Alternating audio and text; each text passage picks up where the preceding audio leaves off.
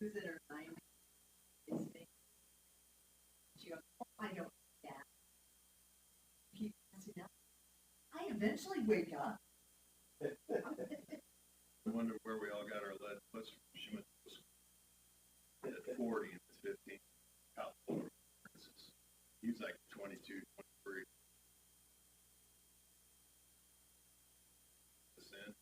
She's like 90, 88. And I'm like, that ain't good. Well, I mean,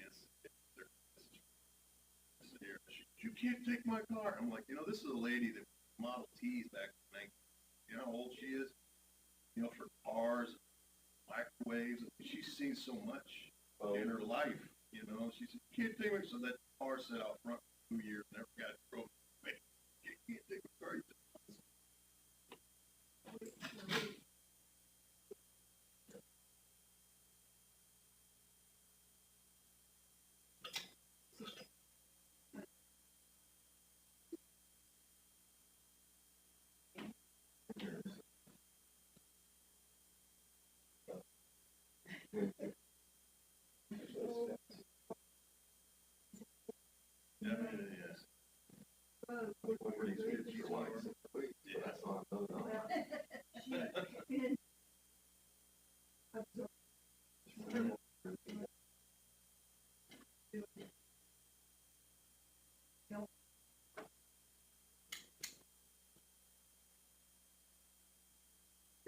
Mike's mom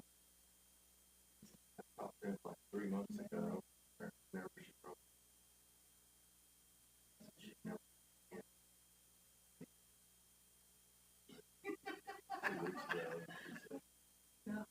But she never did. 90 cents? No.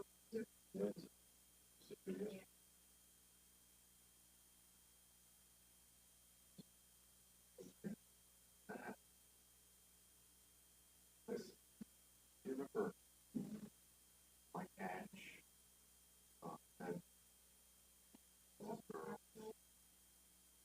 Claire Hatch. Anyway, I could basketball man a lot. Just different kids. His dad, his mom, I'm bad at a girl for 30 years.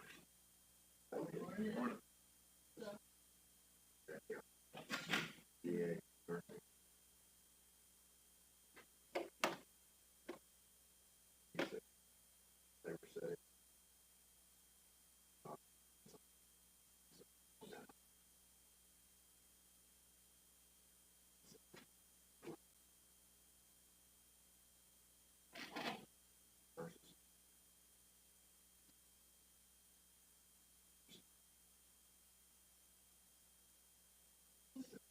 Derek's doing Derek's two.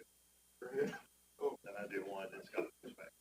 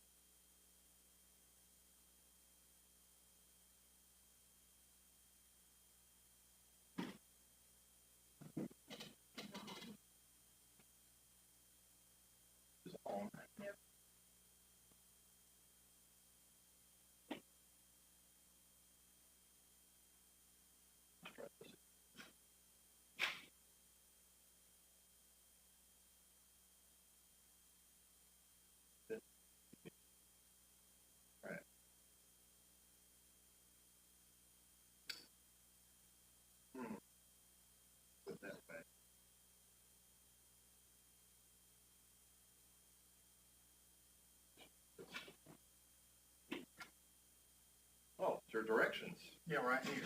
Okay.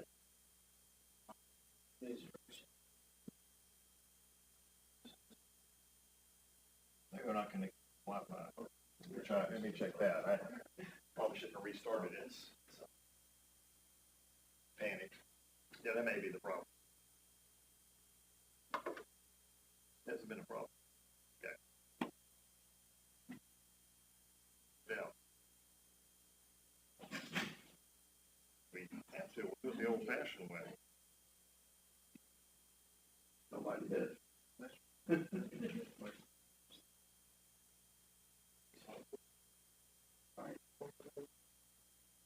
Go to Lowe's.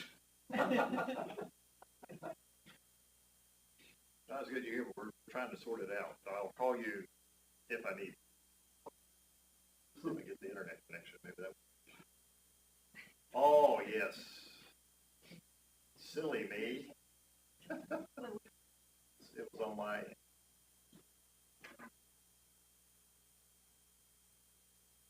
I should have checked that. Thanks for. Now I know. I have one more class before we're done this summer, and I will now know everything, I think. Here we go. Disconnect. Sign.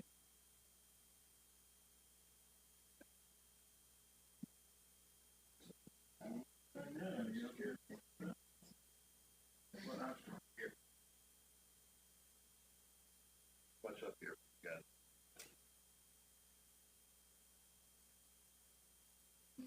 All right, thank goodness.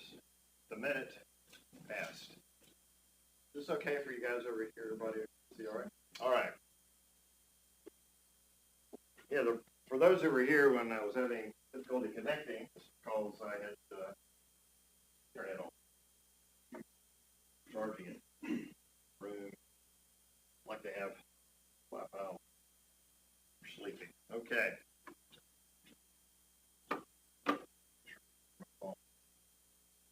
Good morning, and Christian world, this is Easter, celebrating what it calls a Passover. And I was thinking, coming into class this morning, about turning points. I had a colleague called hinge points. Certainly an nifty tune. Last night, my family and I watched a movie I highly recommend. It's called Risen. I have seen it before. Very well done. Deserves a better Internet Movie Database rating. 6.3. But it's about the aftermath of Jesus' death, involving a fictional Roman soldier, Clavius. Talk about not fiction, alias. But back to turning points. I think about something we're going to mention today, Genesis 12. Things are never the same. That's preceded by some negative things, alluding to in our class. Garden of Eden, fall, humankind. The sons of God, these divine imagers God's created, sinning, daughters of men, Genesis 6. Then Genesis 11, Tower of Babel. And at that point, God decides to start over, create his own holy people through the line of Abraham. So, today and next week, Derek will teach next week, and then the following week, Derek teaches 2 weeks in a row, we're going to be looking at this turning point. We're going to look at it 2 parts, today and next week. And then in chapter 11 of Acts, kind of the fallout begins. Some explaining has to happen. So our story is going to unfold over the next 3 weeks, but pretty much the rest of the New Testament occasion. Now, Paul particularly, most of his letters will be dealing with. So, having said all that, we always show this slide, and in the movie Risen, exact words were said by Jesus, leading his disciples. So we're looking at this process of witnessing. The word martyrdom or martyr is a form of that word. And we're starting in Jerusalem, but we've been into Samaria in recent weeks, to the ends of the earth, And I think we're seeing a little bit of that ends of the earth thing. And this all started on the day of Pentecost. Another one of those hinge points, huge turning points. One thing, I showed this map pretty much as a review. The nations that are mentioned in Genesis 10, they're important. They're important not because this necessarily geographies. People live in these different areas. Sometimes specific locations, like Philip going to Azotus after he meets with the Ethiopian eunuch. The eunuch is baptized. He goes rejoicing, find out the Spirit takes Philip to Azotus, which is one of the 5 Philistine cities where giants had lived. So there's symbolism throughout the book of Acts. We'll see a little bit of that here today. Our next slide begins our reading. Feel like we have good readers over here, starting here. I think we have maybe 4 or 5 slides of reading. Not much reading today. So we'll start. Just got to look away over here. See what happens. First, sorry, I forgot this slide. This is from a movie I haven't seen, called The Conversion of Saul. We talked about that. Another huge turning point in our story. Now, last week, Derek led us as we looked at 2 stories at the end of chapter 9. Peter heals Aeneas and Lydda. And Derek mentioned that Lydda was the site or part of the area where the tribe of Dan was supposed to settle. The tribe of Dan failed. It ended up taking other land. And as it moved farther north, it got farther away from God. In fact, the tribe of Dan just disappears. It's not even mentioned in Revelation. So Lydda was symbolic, but also the healing of Aeneas. Then Peter is called to Joppa, a coastal city, which is now, I guess, a suburb of Tel Aviv. We still have the ancient area of Joppa as a tourist site today. Restores Dorcas to life. We're going to have next is the closing verse of Acts chapter 9. It's going to refer to it. The it is the restoration of life, and he is Peter. I want to go there next. Hope you can see that. Became known throughout Joppa. Many believed in the Lord. So it's not only important that this woman, who was so important to this community, particularly the widows, through her acts of charity, and she was maybe still needed, but her raising to life was an incredible sign, and people came to God and believed in God, and they believed in Peter, who is now God's witness. And he, Peter, stayed in Joppa for many days with one Simon, a tanner. That's where it stops. I never thought about Simon the tanner being important. We talked about this a few weeks ago in our life group. This is from a commentary, Gareth Reese, remember the Christian church. So he's sort of like our Christian cousin. Passed away recently, lived into his 90s, did a lot of, I think he did commentaries on all scriptures, but Acts was particularly popular in a lot of Bible classes. This struck me as very interesting, describing the tanner. I never really thought about this detail. So this is when you get to teach, you learn a lot more than the students do. Because he worked with graves, carcasses, and hides of dead beasts, the tanner ran a high risk of being ceremonially defiled. Now we're going to talk about being unclean. It's something that has to happen. Sometimes it's something a person does. So Simon's occupation, he was always on the verge of uncleanness. Probably was unclean a lot. This is where Peter's deliberately going to stay. This little tidbit amused us a few weeks ago. The tanner was about to marry, kept his trade a secret from his fiancée until after they were married. Contract marriage, we talked about it. You disclosed to your bride-to-be, I'm a tanner. And then there's true love. She sticks with you, but generally she's going to walk away. Peter's stay with Simon the tanner will help prepare him for vision and experience. It's about to be related next chapter. That's where we are. This is very significant that he is staying with the tanner.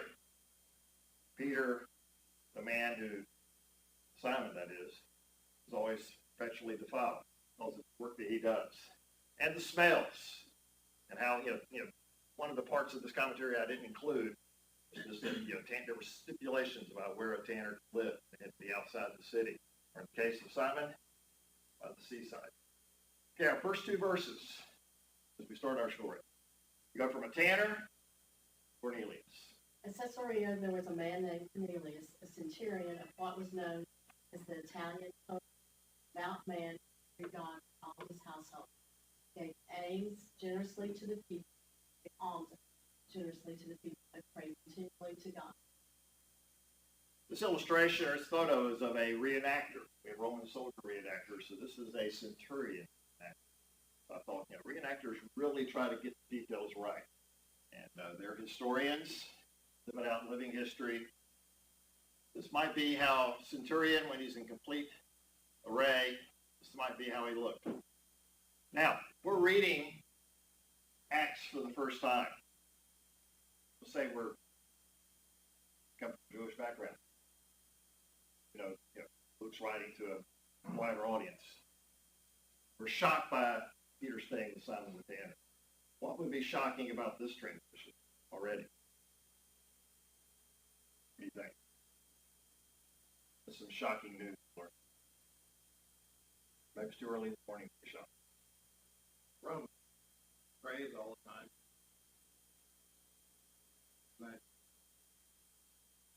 An unusual Roman. He's a Roman. And he is he's over 100 men. He's a centurion. He's a Roman with responsibilities for others, a lot of others. He's an important, if you will, core, I don't want to say cog in the Roman military machine. What about the Roman army? What do we know about the Roman army? This time in history, this time in Jewish history. Very effective. Their discipline was one reason why they were able to continue winning. They had setbacks through history. Romans had in their DNA, I think different countries or nations have a certain DNA quality. Typically in the United States of America, we've always been, hey, we can do this. Practical. To solve problems. Sometimes we run into it without thinking about the problem. That kind of practical mindset can do. It has its origins. Romans had a dogged determination and a discipline. They have lost it over time. They're still army. They've been conquerors in this area since around 60 or so BC, 100 years. What do we learn about the Romans and their relationship?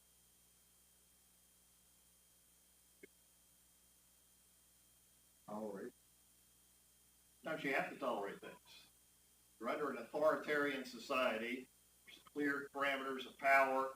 Those who are powerless learn how to toe a certain line. What you can do and what you can't do.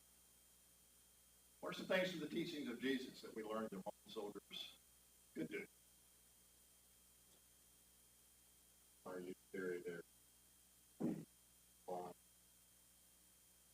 Now in The Chosen, maybe it's a season ago, we had a scene, but I was illustrated. They're like, what? We're going to be willingly carrying. But think about the humiliation factor. Used and be consequences. This is a symbol of Roman power, authority, and there's all kinds of negative connotations. Of course, Romans are associated also with taxation, runs the empire. Roman, beginning with Augustus Caesar's transition, there's at least peace, stability. That peace and stability rest on torture, crucifixion, about as horrible an execution that has been devised by humankind. So there's the terror on which that peace rests, but it's generally good for those who obey, their nose is clean, or maybe are in business, those the haves and the have-nots. This is a world where there's few haves and a lot of have-nots. Ordinary Jews got this outside force governing you, taxation, people like Matthew extorting Zacchaeus. There's a lot of negative connotations, but I think John's mentioned, found this guy gives alms generously. He's devout, fears God, the rest of his household. So this man not only is living this way, he's having an influence on the household. He's like a shepherd, if you will. He's for his sheep. He's taking care of them, leading them to God. We have this phrase, I don't really know if it's a biblical phrase, but it comes out of this translation, fears God, the idea of God-fearers, or people who believe in the one true God.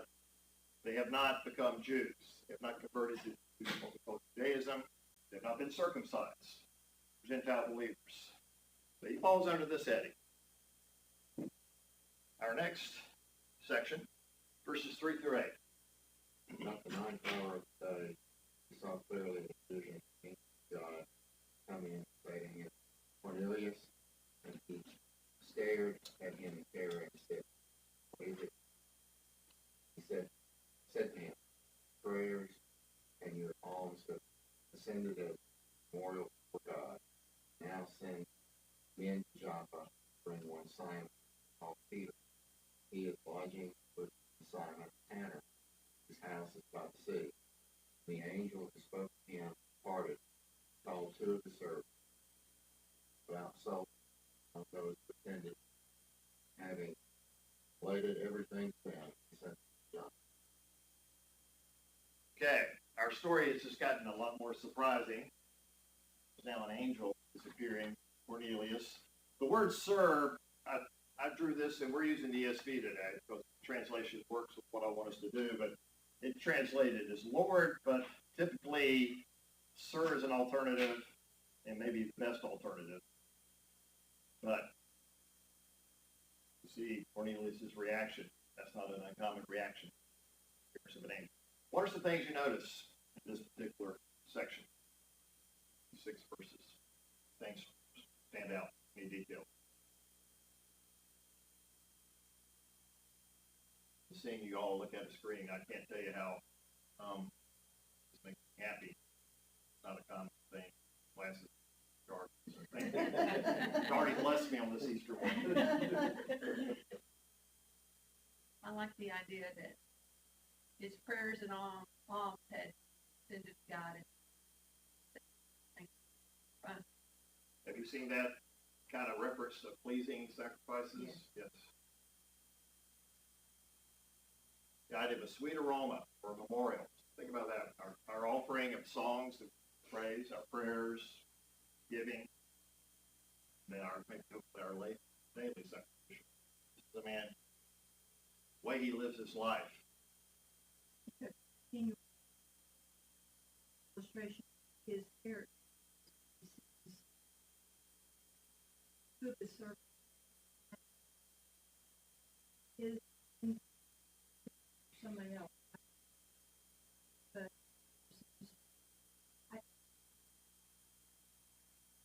some It's interesting, look, I don't know the Greek root there. I'm assuming it's something that means devout to us, but Luke intentionally gives us this description. He says, 2 servants, but the soldier. This is all done intentionally. He appears to have done it quickly, as opposed to thinking about it, analyzing it. Was that what's going on? Maybe that's because that's probably how I would. But he just did it. I think that's a Roman way of doing things. I've heard it presented in Mark's gospel, with a lot of action and things happen. Shows that point of view or that way of living. How you carry yourself. Doing it quickly. Yes. So often that's mine as well. You just fear the presence, terror. How they interpret it. With so many situations, angels go over shoulder. You see that throughout Scripture? Awe, terror, facing God or facing God's messenger, facing a divine being. Talk about human imagers using Michael Heiser's phrase, God's representatives, fine. It's not that angelic white blue wing. Yes. This illustration shows that. This is a painting. I don't know who painted this painting, but we have that representation. They are angels posing figures. We find out here, this particular posture in this painting, I think, I can imagine, just really shaken. It says terror. Okay, good stuff. Let's I pick up. wonder if the soldier was sent to show that his servants just go. Yeah. I think about the Jesus healing, man, the guy said, "You're not be in my house. I'm authority." So yeah, that's very. He's sending a military representative, who's also a believer, another God-fearer. All right, they're going to Joppa, Caesarea Joppa, I think about 40 miles, about a 2 days journey, 20 miles a day of walking, I think is what I read. It's a lot of walking. It's the best illustration I could find. There's not many good illustrations that really depict this event. This, I think, showed the animals more clearly. Also showed the, it's almost like a sail, corners. So our next reading. The next day, as they were on their journey, approaching the city, Peter went up on the 6th. And he became hungry and wanted something to eat. But while they were preparing it, he fell into a trance. He saw the heavens open, something like a great sheet descending, being let down by its fork. In it were all kinds of animals, reptiles. Okay, I like this illustration because we see some animals.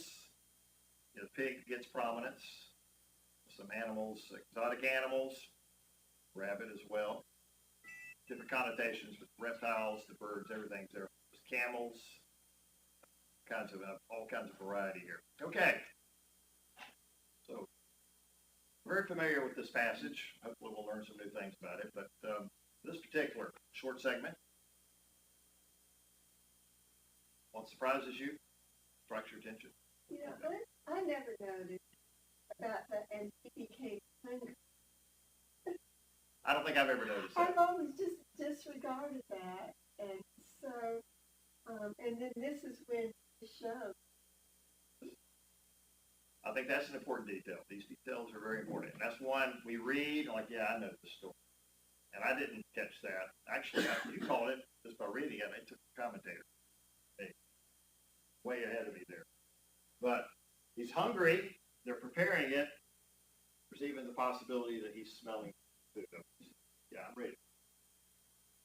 And the rooftop, flat rooftop, looking to see. And vision. I don't think that's accidental. The vision appears this way at a moment Peter is hungry, ready to eat. Yes? I think we looked up, got an answer. Yes, that's there for a reason. Yes, yeah, Because- we got an alert audience. This is just getting better and better. Go ahead. There's a difference, the trance, Right. and I think this trance, here's 2 other times. We get to that. Yeah, you know, I know, but we're gonna have an unfolding for everybody else. Yeah, Jan's ahead of, she's ahead. Start. Yeah, that's one of the things I appreciate about Jan. Okay, this word, ecstasis, and this is a translation. This guy, I never heard of him before, but he was part of the committee, deals with the NIV, so he's a pretty knowledgeable guy, scholar. But displacement of the mind from its ordinary state and self-possession, ecstasy, trance. These are just different meanings, trying to spell it out for us what an ecstasis would have been. This is an important word, dealing with Greek here. Koine Greek. Talk more about that. Koine, Greek word, koine. But this word appears a couple other times in the Septuagint. That's why I had to stop Jan. She was going to tell us all she knows. In fact, you had to remind me a week ago. Yeah, this is a big deal. But I also just want to illustrate, angel appears to Cornelius. We saw that at the beginning of Luke. Zacharias, Mary. That we can have an understanding. This is quite different. And Peter's like, he's seeing the unseen realm, seeing this vision, and he's having a communication with God that's hard for us to understand. But the way I read it, the way it was described, is like God's entering into conversation. God's really involved besides the conversation. Talk more about this in just slides. That's all I have. Oh, I was just, what you said, we have 2 communications from God here in today's lesson. One is direct from an angel, and the other is vision during the trance. So, just find it communicates different. Yes, and Peter is hungry.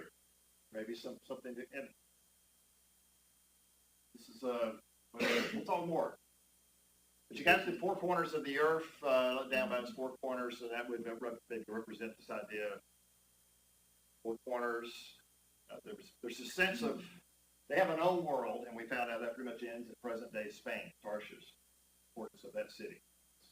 Paul's eventually going to be headed. So there's a lot they don't know. They don't know about the Americas, for example. They don't know about Antarctica or Australia. But, you know, this would have some symbolism there. The sheep, which may be like a giant sail, is how it's been described. Hey, Greg, the 6 hours.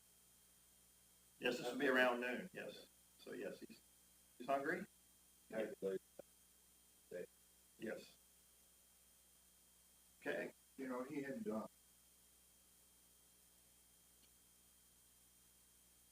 prayer.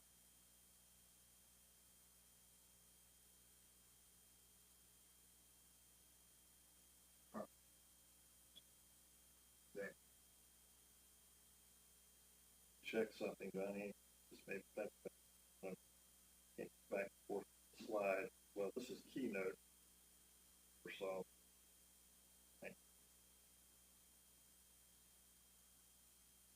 Yeah, we have this significant 6 hour, 9th hours when Cornelius sees the vision. Finally, he prays continually. I wonder, I was checking just to see about it. Is this the night? Yeah, I'm Cornelius.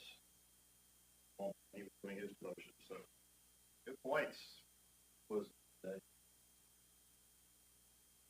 That would, I guess, you got Simon the Tanner, I guess his family, wife.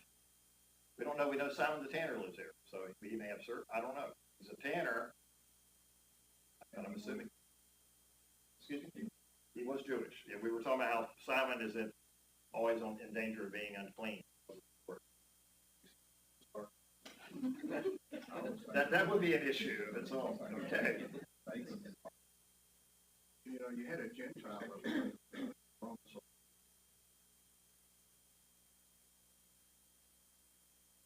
Yes. A lot of uncleanness here. Okay, very good. You ready to read? You get the next one. Okay. And there came to surprise people killing the who said, I know any clean. And the voice came to him a second. God has made clean, not common. This happens at 3 times. Taken at once. This is where you see 4 verses, very short, 13 to 16. Not all there is, but there's a lot at this short section. So this is the conversation, part of the stasis is going on. And we're asking questions, there are asterisks here. The first word, common, koinen, literally means common. It's used in the context of food. It carries the connotation of unclean, but literal translation is common. Koine Greek, common Greek, spoken Mediterranean world. And then akathartan is impure, unclean, foul. These 2 words, but later we're going to talk about possible significance of Peter saying, I've never eaten anything common. Just going to speculate. Leave that right now. Both of those. Any comments, reactions to this section? I'm glad it happened 3 times, because much like Peter, he knew he was right. It's like us. I took it 3 times to convince that maybe I'm not right. So I like that it happened multiple times. That would help me. This has happened to Peter before. At the end of John's Gospel. Yes. Finally, place that you know all things. You know beautiful statement. Peter to say that because it's hard to do. Okay. So 3 times. That's pretty significant. That carries some divine weight. That's a significant number. So, read next. It says, First, it says, what God is making. How does he make something? we may get to that. You hold that thought. Just hold on to that thought. You got a later slide. That's a good question. All right. Now, while Peter that he had seen might hold in they are good at getting all Simon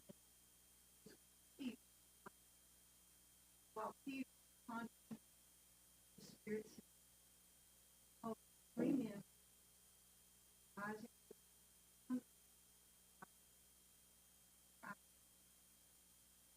Okay.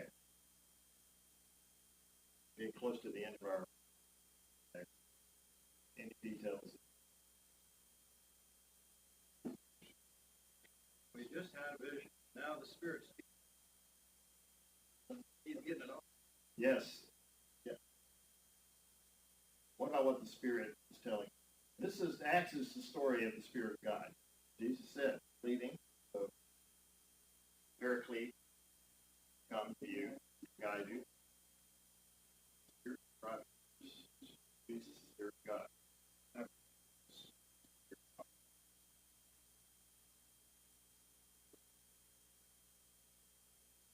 And one thing I just strikes me now when I look over this section, where it's just timing. Peter has just had his vision.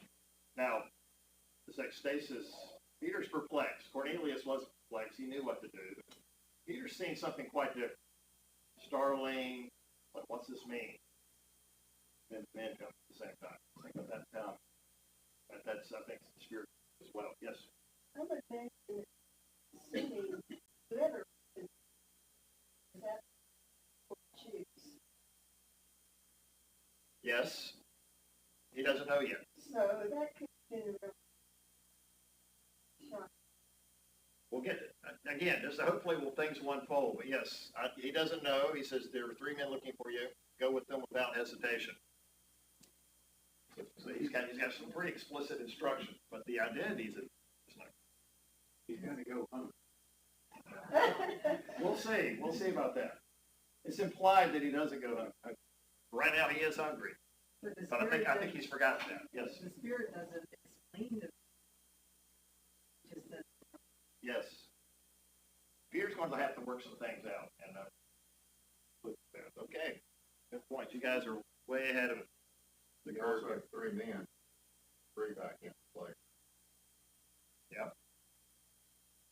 And it may be in chapter 11. I have not read ahead of chapter. It'll be 6, 7, I guess, Jude, counting. Must be in chapter 11. I should have looked ahead. Okay. I think this is our last. Peter went down to the men and said, when you were, what is it? They said, yes. Right, bring me. Those just break by and you see his house. Say, next day, These brothers from Joppa would have been, Jewish followers of the way.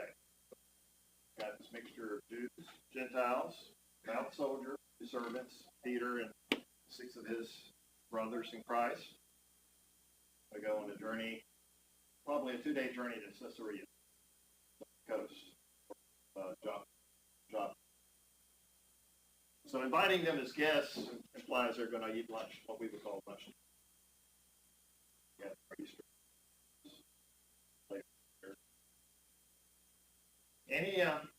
This is where our reading for this week stops. God did an AI thing, and AI told us we're stopping here. So this is where we're stopping. Now we're going to stop in class. Go a few more slides. Derek's going to come in. I forgot he was going to be away this weekend. League. But anyway, for his family, it's one or the other. But he will pick up the story at this point. We will look a couple of verses into that story at the end. But up to this point, any details, anything, some of you have raised questions I want to get to. If anything else on our story, attention. You just invited. I know. So they're all going into this house, belonging to a tanner. This atmosphere is, because of the word, fairly smelly environment, close to the sea. You got these different, these elements of common and lack of pardon, uncleanness. It's all part of the story. question about Mike raised about what God has done about making things clean. All right. Now, we draw different sources for our studies, different people who have deep theological backgrounds. I mentioned Michael Heiser. We'll draw on him a little bit, but Tom Bradford is actually a businessman, person who has an occupation like me, but a student of God's Word, and decided to spend, I guess, his retirement time, particularly studying our faith, called Judeo-Christian tradition. And he has a base in Florida, an app, series of videos called Torah Class. We'll draw on him because his explanation that's struck me as important and also, I think, persuasive. We're going to get to some of these words, common, and then we'll get to ecstasis, and that'll bring us back to some work that Michael Heiser done, Jan's a little too. But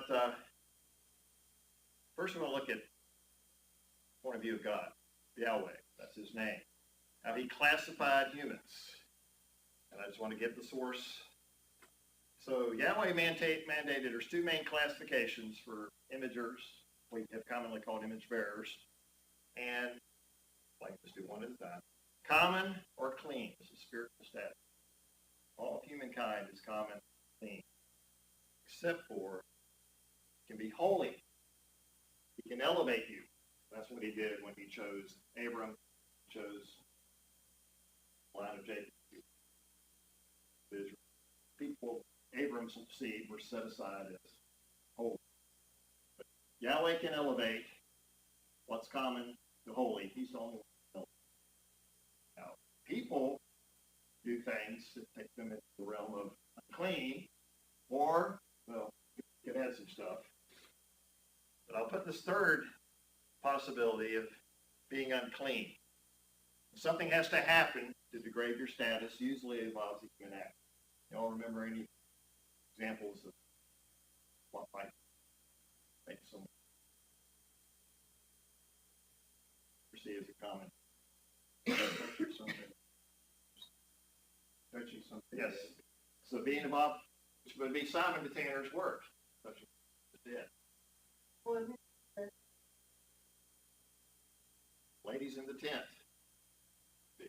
That's something, touching something dead. That's something that is done, but there's some things like leprosy. Women and my side, this is something that happens. So this is what is you see all those details of Leviticus. But it's not, otherwise you're common, clean, unless there's been something that's degraded your status. So keep those in mind. We're going to talk about next the classification of animals. And going back to the Deuteronomy worldview, Michael Heiser has alerted us to, Yahweh's portion is his people, Jacob his allotted heritage. After God says, nations, I'm getting divine imagers to take over them. I'm done. I've had enough of human sinfulness. Babel was enough. He's choosing one group. He's going to make them holy. Through that group, he's going to bless all of humankind. Of course, that gets us to Jesus. Here we are on Easter Sunday. There are segments of Christianity, Catholic Church, believe that children born unclean and sin have to be instant baptism as an infant. You pretty much this idea of original sin as a common theological view. Can't remember all the different Protestant sects. There's a bunch. But if you believe that Adam's sinfulness connects to all of us, then baptizing babies brings that theological response, brings God. That is a common view. Goes back to the early church father, 5th century church father, Augustine, who sometimes called Augustine, is out in his theology. It's very important, and then it connects to the Protestant Reformation, Luther and Calvin. Commonly held view. So, classification of animals. Holy. This is when you have the sacrifices, and there's certain parts of sacrifices that can be eaten by Aaron and his family and other priests. They're communing with God. This is a word I wasn't familiar with, cholin, but it's the Hebrew word for food, not reserved for sacrifices. All Jews can eat it. They don't have to be part of the priesthood. And so kosher, we got a little asterisk here. We'll get to that in a minute. Basically, it's permitted food. Just keep that in mind. It's permitted. There's not this idea of clean and unclean. There's holy food that belongs to the priest. Then everybody else eats cholin, or what we commonly call kosher food. Everything else is prohibited, but it's not unclean. It's prohibited. Don't eat it. Now, there can be a torn carcass, dead animal. There's life, blood, gives life. Something dead, there's that connection of uncleanness. But animals are just walking the earth. Don't eat them, but they're not unclean animals. But, just like human beings, food can become unclean. It's for human action, or maybe for human inaction. It's contaminated, mishandled, and it's left to sit. But it's not naturally unclean. Naturally unclean. It's either prohibited or allowed, and it can be elevated to holiness because of God's priest. Somehow priests sacrifices maintain. Yes, and that's a deep discussion. I can't get it. We don't have time. Also, I don't have, I've heard of saying about the priests, what they had to wear, their cleansing, and how they had to signify veils. I mean, they had to go through a lot of, just ceremonial cleansing, even garments. And yes, it's some deep stuff here. Now, talk about halakha. I've alluded to this, but I haven't actually used the word halakha. But I've talked about it a little bit. It's the overall body of Jewish laws. It controls every aspect of Jewish life, behavior. So it's pretty much, this is how we live as Jews. This is how we behave. Now, what is halakha? It comes from three sources. This is God's revelation, Torah, what we call the first 5 books of Scripture. Jewish customs, just the way Jews have lived over centuries. And then you've got the rabbis, the rabbinical interpretations taught in the synagogues. So you've got different rabbis, synagogues, are interpreting Torah, they're interpreting, bringing in Jewish customs. This is halakha.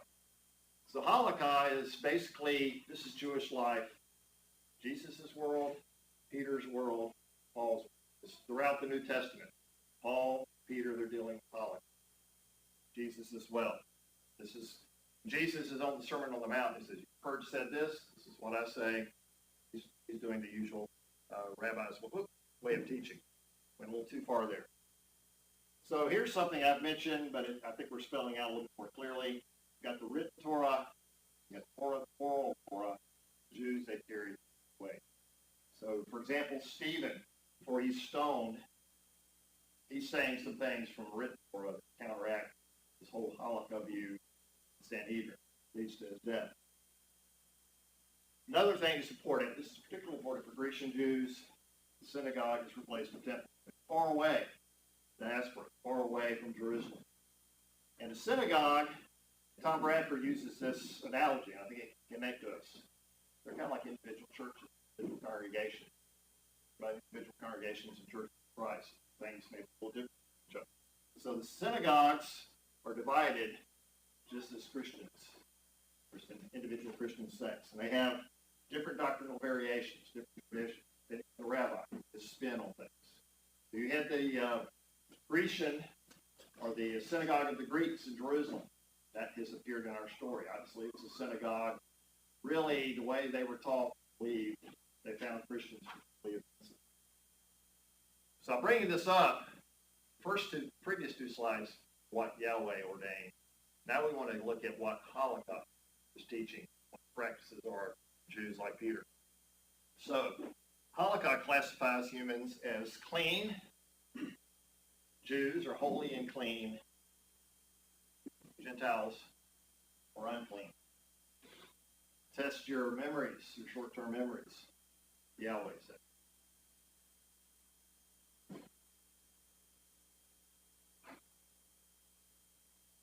It's like 3 slides.